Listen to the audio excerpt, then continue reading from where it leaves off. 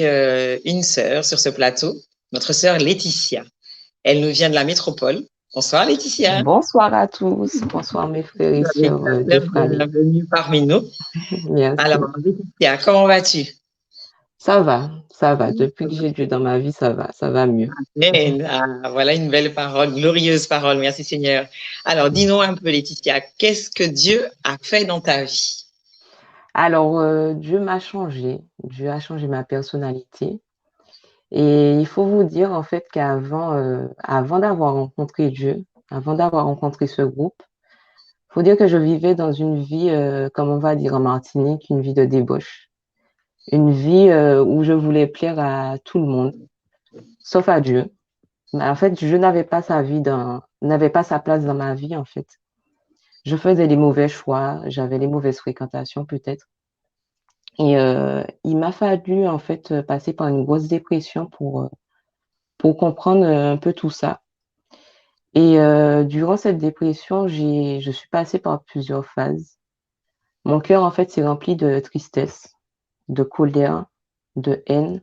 J'arrivais pas, en fait, à comprendre pourquoi tout ça m'arrivait, en fait. Pourquoi je devais souffrir. Et j'avais pour expliquer à mon entourage, à ma famille, tout ce que je ressentais. Personne n'arrivait à me comprendre. Et c'était difficile pour moi de me dire, mais écoutez, là, je me sens pas bien, je me sens vraiment mourir en fait de l'intérieur, je me sens vide. Je n'avais plus goût à rien, je n'arrivais plus à sortir en fait, je n'arrivais plus à vivre comme avant. Et un soir, en fait, j'en ai eu marre. Je me suis dit non, il faut pas que je me laisse aller. Voilà, il faut que je me tourne vers quelqu'un. Et cette personne-là, en fait, je me suis rendu compte que c'était Dieu qui pouvait comprendre ce que j'avais dans mon cœur. C'est Dieu seulement qui pouvait m'écouter. C'est Dieu seulement qui pouvait me consoler. Donc, je me suis mise à genoux en pleurs. En pleurs, je pense que j'ai libéré en fait tout ce que j'avais dans mon cœur. Et j'ai demandé à Dieu de me sauver. Je lui ai dit, écoute, Seigneur, là, je suis désemparée, je ne sais plus quoi faire. Je n'ai pas de solution. Personne n'arrive à me comprendre. Écoute ce que j'ai dans mon cœur et aide-moi. Aide-moi parce que je n'ai plus envie de continuer comme ça. J'ai plus envie de mener la vie que je vis aujourd'hui. Et s'il te plaît, donne-moi cette chance, en fait, d'apprendre à te connaître. Et je lui ai demandé aussi pardon parce que je me suis rendu compte que j'ai fait pas mal de choses qui n'étaient pas à sa gloire. Je lui ai demandé pardon et je lui ai dit que je pardonnais aussi aux gens qui m'avaient blessé, en fait, parce que j'avais une certaine rancœur aussi.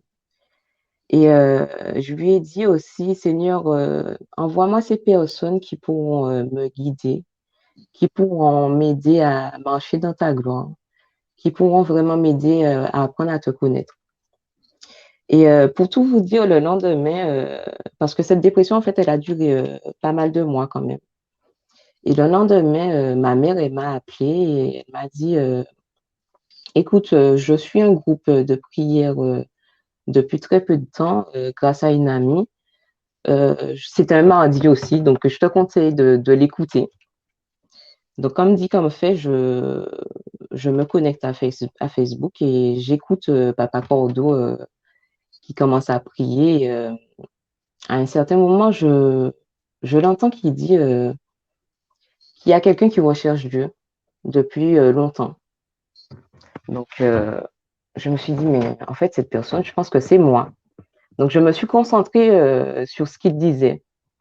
Et à un certain moment, il a dit quelque chose qui m'a vraiment touchée. Il a dit, cette personne se sentait trop sale pour revenir vers Dieu.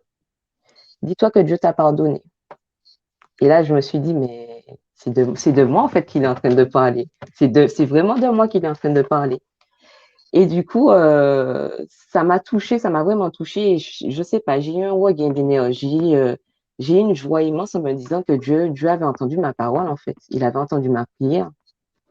Et du coup, à partir de là, j'ai commencé à suivre des rencontres sur Facebook.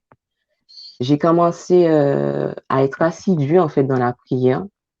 Et si bien que j'ai rejoint le groupe Zoom avec les réunions. Et là, j'ai entendu tout ce que Dieu avait fait dans la vie de mes frères et sœurs. Et je me suis dit, mais en fait, je veux aussi que Dieu fasse la même chose dans ma vie.